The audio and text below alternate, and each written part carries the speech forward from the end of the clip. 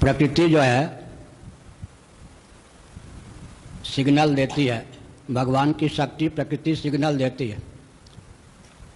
तो सिग्नल को पढ़ने वाले पढ़ लेते हैं। चींटियों को देखा है, चिड़ियों को। अब आजकल मौसम विज्ञान की बात करने लगे व्यक्ति। चिड़ियों को पहले पता लग जाता है कि वर्षा होने वाली है, उनकी चेष्टा से। चींटियों को पहले पता लग जाता है वर्षा होने वाली, उनको भी आगे क्या होने वाला उसका आभास हो जाता है। हमारे शरीर में बहुत से चिन्ह हैं, सिग्नल। पुरुष हो और बाईं आँख फड़कने लग जाए, क्या पुरुष हो और बाईं आँख फड़कने लग जाए, समझिए कुछ दुर्घटना घटने वाली है। दाईं आँख फड़कने लग जाए, समझिए कोई अच्छी घटना घटने वाली है। कभी कभी यह होता है कि किसी की याद आई कि बहुत दिन से नहीं मिला, अब हमें नहीं मालूम को मिलने के लिए चल पड़ा है, एक दिन में, 2 दिन में, या 1 मिनट में, 2 घंटे में आ जाएगा, ऐसा भी हो जाता है। तो मन में जब सत्वगुण का उदय होता है, जिसको हिंदी वाले सत्वगुण कहते हैं, तो आगे जो घटना घटने वाली है उसका आभास हो जाता है। फिर जो परखने वाले हैं, अगर कुत्ते रोने लग जाएं, विचित्र, भौंकना अलग चीज़ है, रोना अलग, तो समझिए कि क्षेत्र में कोई दुर्घटना घटने वाली है।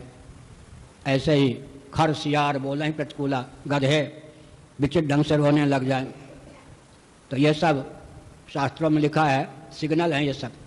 जिनको इन सब का ज्ञान होता है, मृत्यु के भी सिग्नल होते हैं। हठात किसी के जीवन में स्वभाव परिवर्तित हो जाए, अपनी छाया न दिखे, तो ये सब सिग्नल ईश्वर के द्वारा प्रत्येक व्यक्ति के जीवन में दिए गए हैं। सबको उन सिग्नलों का ज्ञान नहीं होता, अपशकुन कहते हैं वो। और आपके प्रश्न का सीधा उत्तर यह है कि जब व्यक्ति का मन छल कपट से रहित होता है, तब उसका मन आगे क्या होने वाला है इसका अंकन कर लेता है। छांदोग्य उपनिषद के 8वें अध्याय में कहा गया है, एक हमारे पास मन है, बाकी कर्मेंद्रियां 5 हैं, ज्ञानेंद्रियां 5 हैं। कर्मेंद्रिय और ज्ञानेंद्रिय की गति वर्तमान में ही होती है। मन को कहा गया है जीव का दिव्य चक्षु। दिव्य चक्षु माने भूत, भविष्यत, वर्तमान, तीनों कालों में मन की गति होती है। त्रिकालदर्शी ऋषि लोग होते थे, अपने पूर्व जन्म आदि का भी ज्ञान होता था उनको, आगे क्या होगी घटना उसका भी आभास हो जाता था या स्पष्ट दर्शन हो जाता था। मन में कुछ दिव्यता होती है, छल कपट नहीं होता, तो आगे भले अपशकुन इत्यादि का उसको ज्ञान ना हो, लेकिन आगे जो घटना घटने वाली होती है उसका कुछ आभास हो जाता।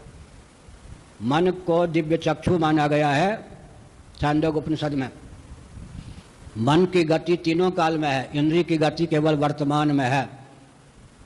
इंद्रिय से मन को हटा लें तो मन में अपूर्व बहुत क्षमता का उदय होता है। जैसे कि गाढ़ी नींद में 14 करण में 5 ज्ञानेंद्रियां, 5 कर्मेंद्रियां सो जाती हैं। 4 करण मन बुद्धि चित्त अहंकार हमारे टूल मध्यम करण के रूप में शेष रहते हैं, तो विशाल शक्ति का उदय हो जाता है। इसीलिए कर्मेंद्रिय ज्ञानेंद्रिय से मन को हटाने की क्षमता जब आ जाती है, मन अपने स्थान पर ही आकर के जब बैठ जाता है और नींद आती नहीं है, उस दशा में मन में दिव्य शक्ति का उदय होता है। भूत, भविष्य, वर्तमान तीनों में मन की गति होती है। सामान्य व्यक्ति को कभी कभी आगे की बात आ जाती है, समझ में घटना का कुछ आभास हो जाता है।